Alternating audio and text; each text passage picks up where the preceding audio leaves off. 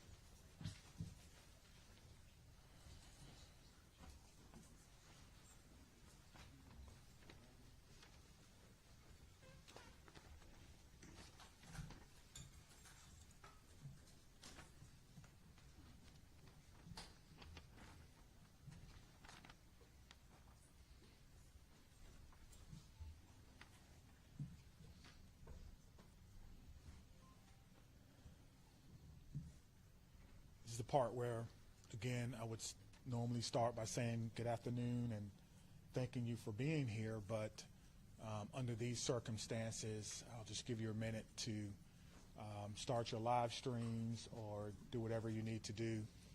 And while you're doing that, my name is Chief Sean Barnes, S-H-O-N-B-A-R-N-E-S.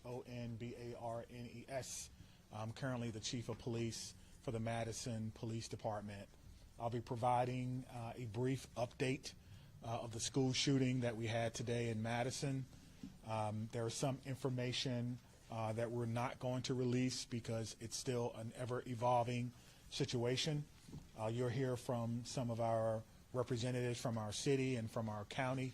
And behind me are a lot of people who came together today to make sure that the day ended well and that everyone else was safe.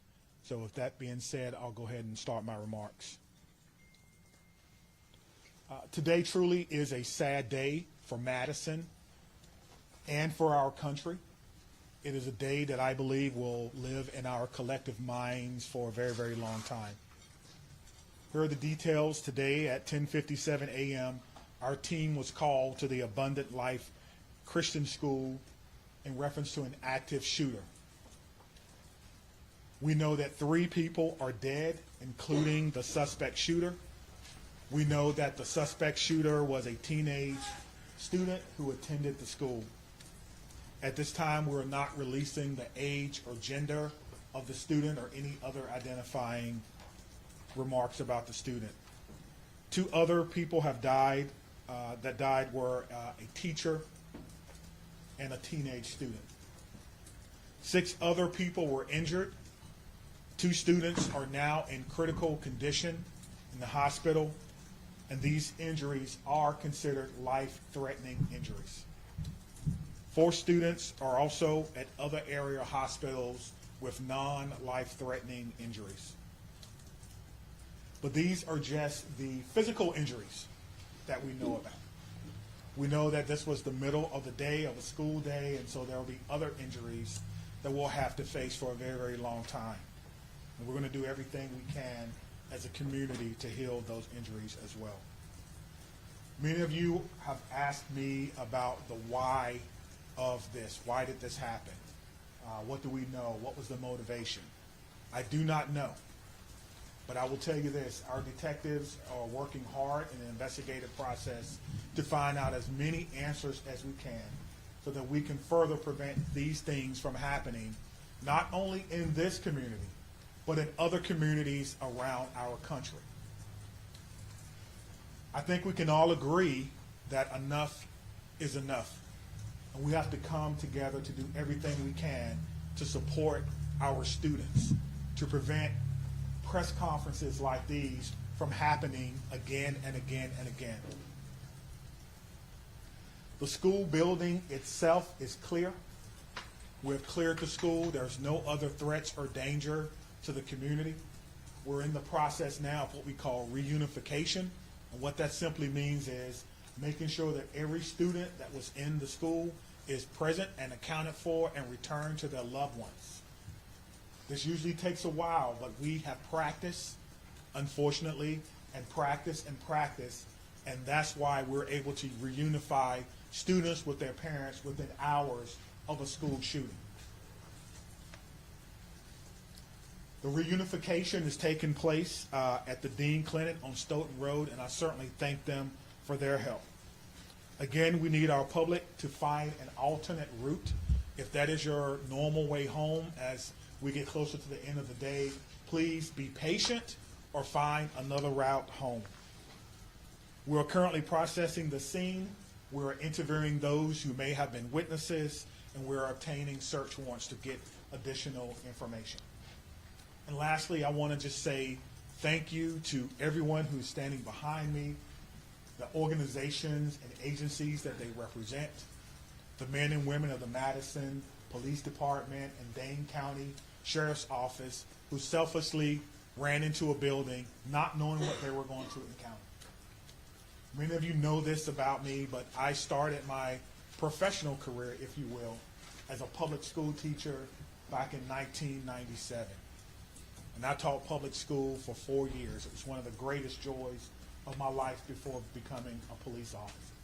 And I can tell you what a special place our schools are.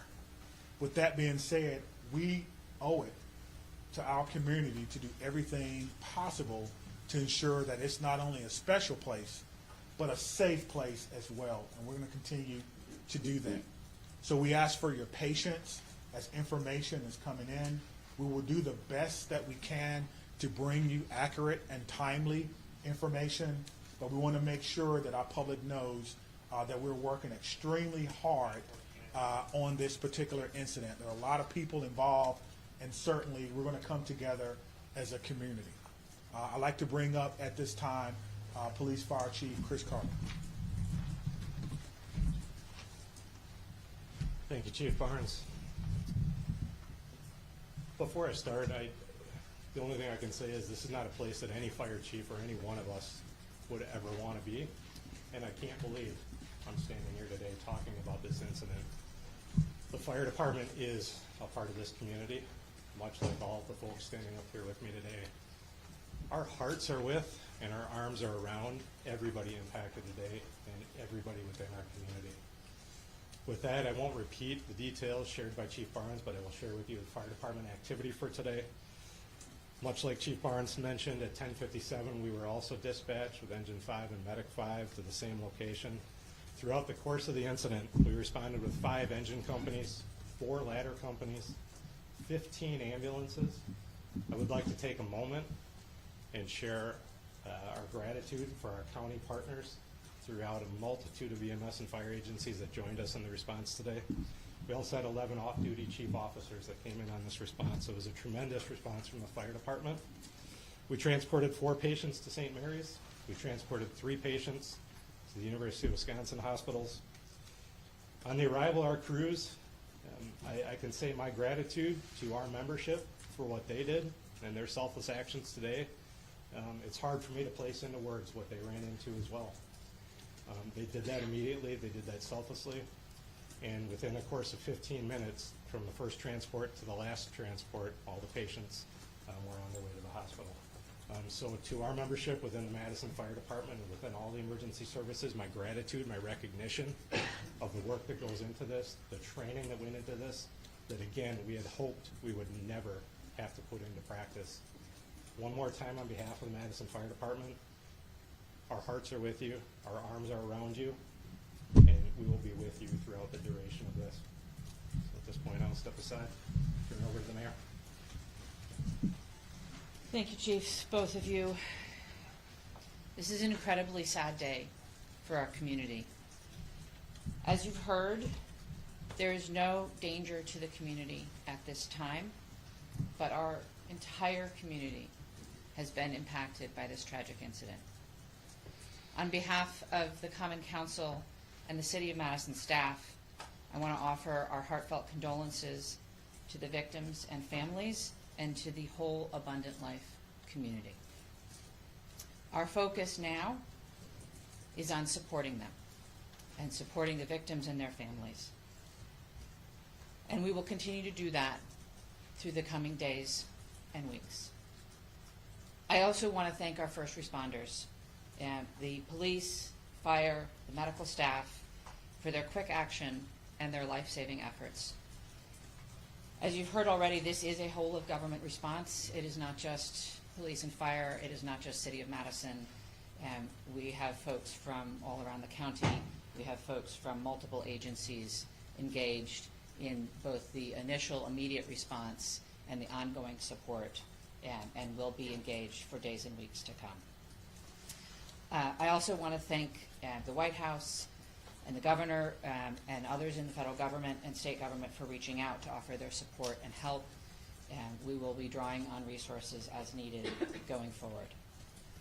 But the most important thing right now is to make sure that we are centering the victims and their families, and that we are doing whatever we can to support them and to help them heal, and to lift our entire community up through this difficult incident. I am on record that I think we need to do better in our country, in our community, to prevent gun violence. And I hoped that this day would never come in Madison. It is not something that any mayor, any fire chief, any police chief, any person in public office ever wants to have to deal with. And so I will ask our entire community and our entire country to do whatever we can to make sure that no public official ever has to stand in this position again. And now I'll invite the county executive to the podium. Good afternoon, everyone. Today is reeling from the heartbreaking and senseless tragedies at Abundant Life Christian School in Madison. As a mom who received a text from her son at a high school here in the city of Madison wondering if he was safe, I can tell you, this hits you in the gut. Our community is better than this. Our country is better than this. It cannot continue. My heart goes out to the victims and their families and the students and the educators, and the list goes on and on. Every one of us is affected by this unimaginable and unacceptable violence that has hit our community today. Dane County stands united in grief with the Abundant Life Christian School community. The Sheriff's Department, the Department of Emergency Management, Department of Human Services have all been on the front lines. My phone has been ringing from people across our state and our nation asking what it is that they can do to help our community. And right now, it is our time to be committed to supporting this school, these students, and these families, and our first responders who went into that building during this devastating time. We must work closely with our law enforcement officers and first responders, mental health professionals, community leaders, and policymakers to ensure that we are taking care of one another. No community should ever have to endure such a tragedy. And my administration is going to do everything that it can to provide assistance to those who have experienced this devastating loss, and also do everything that we can to prevent such tragedy from occurring. To all of those who are grieving in our community, please know that you're not alone. Dane County stands with you. We're here to support you in any way possible. Please reach out and ask for help. The governor's office, as well as the mayor's office, and I will continue to update the public as we learn more. But please understand, there are many things that we cannot share with you right now. This is an active investigation. This is an active case. The SSM Health Clinic near the intersection of Buckeye Road and Stoughton Road is the reunification center. I know that that has been out, but we need to make sure that folks know where it is that they can go to be reunited with their children. Again, in the coming days, we are going to make sure that we are supporting those that have been most impacted by this. But folks, reach out, ask for help. This does not need to be the reality of our community. Thank you. All right, let's start over here with questions. Just raise your hand. Tell us, how did this unfold? Give us a little timeline, how you wrote this strategy. Sure. We received a call at approximately 10:57 a.m.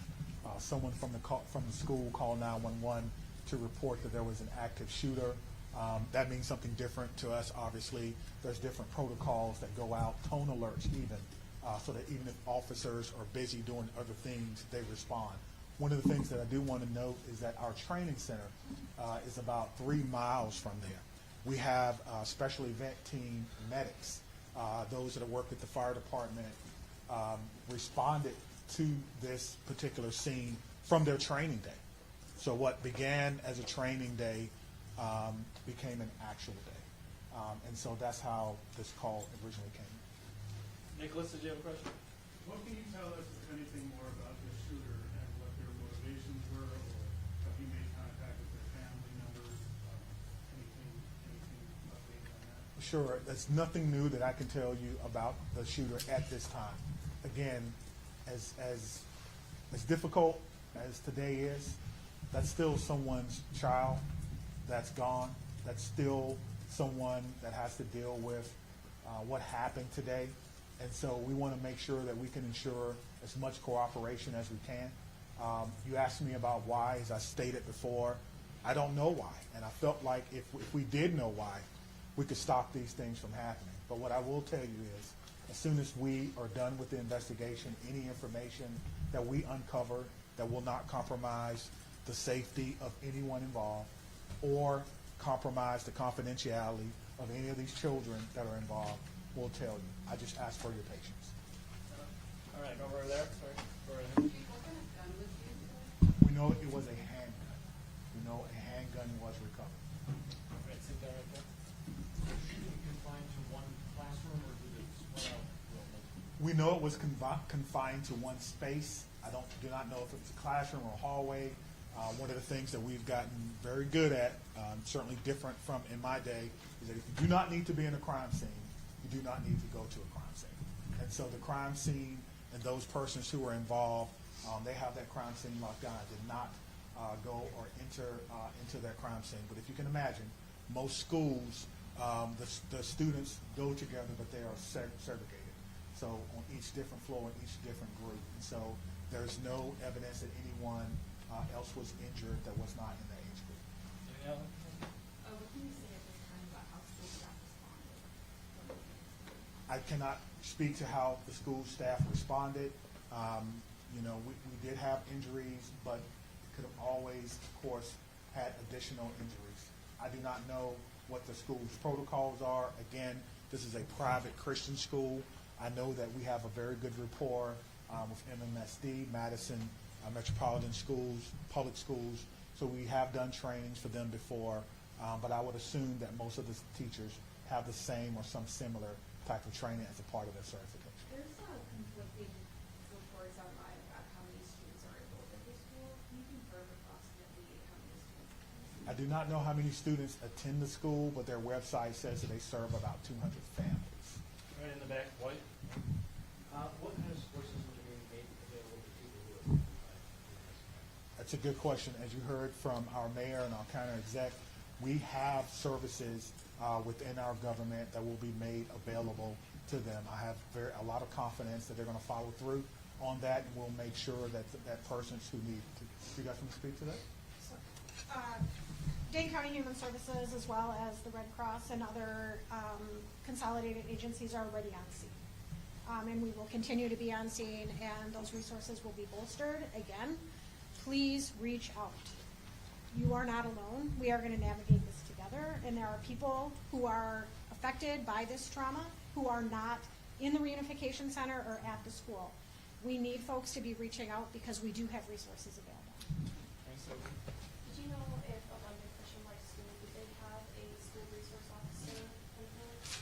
It's not my knowledge that they had a school resource officer. That if they did, it would be a police officer, and I know where they all are. They're not in the schools right now.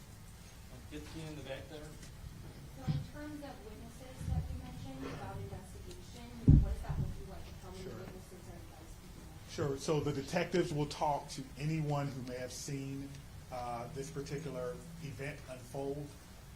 Anyone that may have been unfortunate to hear something, they will be talking to them. It's my understanding that that's in process now, and everyone is cooperating fully.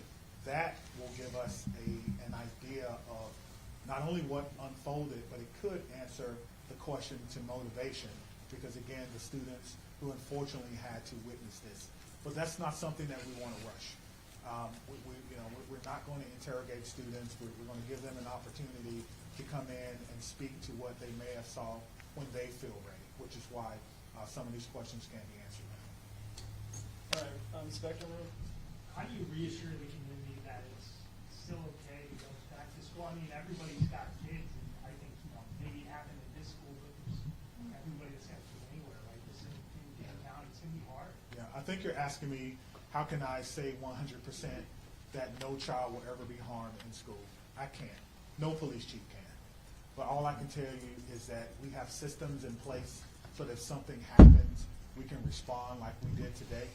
I can tell you that our mayor and our county exec has committed resources to not only public health, but also mental health. I can tell you that every teacher that I've ever had contact with at MMSD cares deeply about their students. Every staff member, I talk to staff members all the time.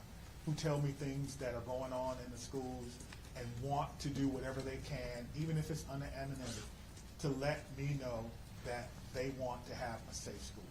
So my reassurance to the public is that if you see something, say something.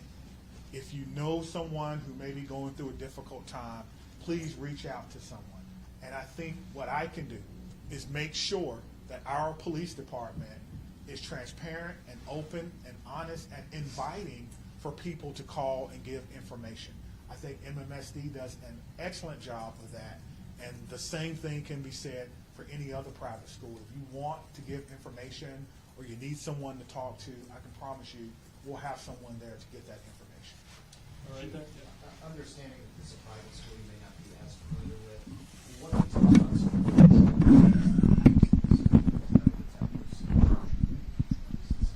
Yeah, that's a good question. I've never been in this school, unfortunately. I'm not aware that there were metal detectors in the school. That's something that we can certainly look at. Most schools have some form of surveillance or public space cameras, but that will be, of course, part of the investigation process. Scott? Can you clarify, you said 7 were injured, but 6 were hospitalized, does that mean one's been treated for release? And secondly, was the shooter standing cooperating with the investigation? Yeah, so there's 2 questions, but let me try to handle the first one. So I'm trying to go back to my notes. So we do know that one person was pronounced at the scene, and so that may be the 7th person. But we can get you all that information just when we're done. I'll have my PIO give that to you so you can report it accurately. And what was your second question? Was the shooter standing cooperating? At this time, yes, So you have made contact with the shooter, Stanley? we have. And what were the steps taken to do that? It's through the investigative process. Okay. Yeah. Is the shooter's home being searched for? Yes, we can hear you. Once we have identified, we have initiated a search, but we think that search is either ongoing now or that search may be concluded. Of course, it's about safety. That's the first thing. Making sure that people are safe, and then we'll go from there. This has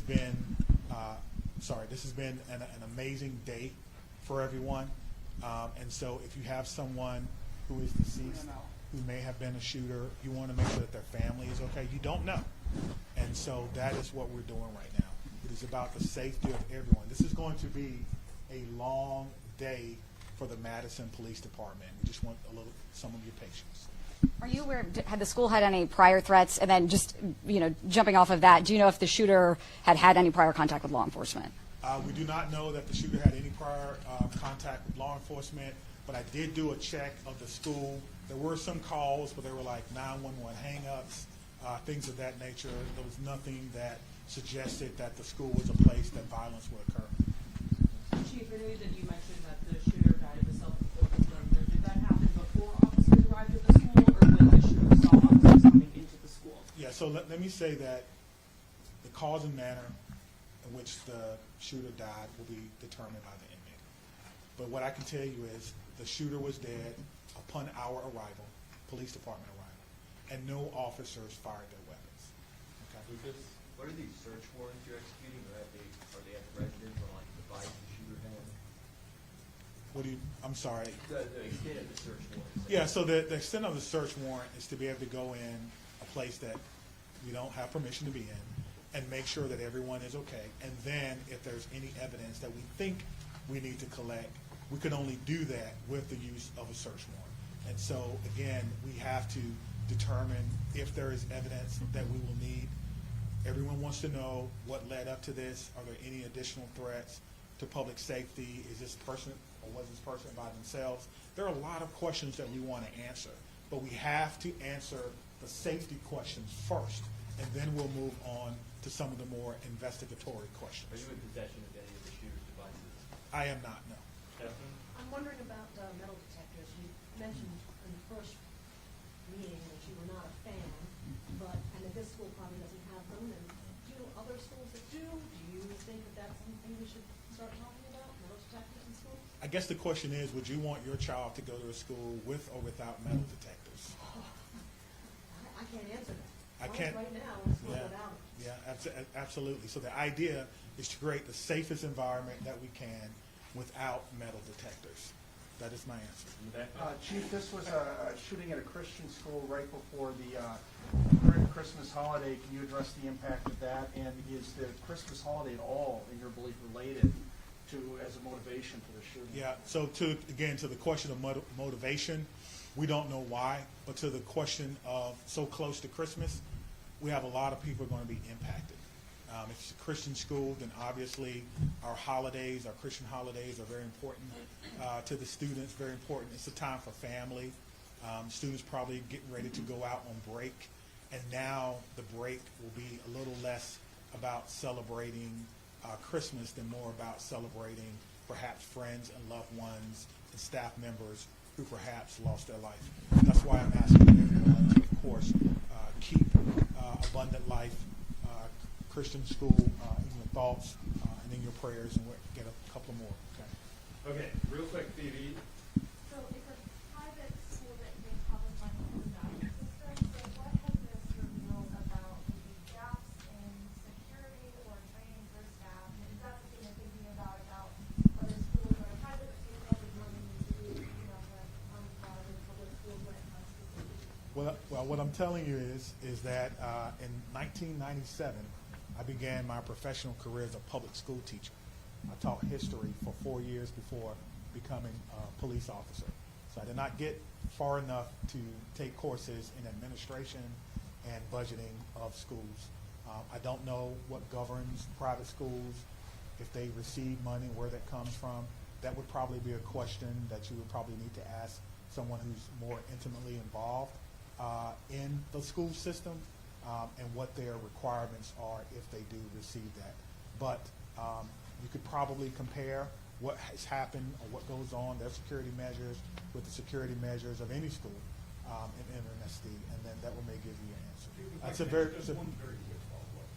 Because you know there has been some criticism of the law departments and their response to these school shootings, and particularly in Uvalde. How did that inform your game plan today, and how quickly were your officers able to get to the school? What were they told to do? Sure. We train on this, as I spoke about earlier. When officers arrive on the scene, they immediately go in, which we did in this case. Stop the threat, stop the killing, find the killer. That's how we train, and that's exactly what we did today. There's no waiting. There's no coordination of who's in charge. Everyone knows exactly what to do. I spoke about this earlier.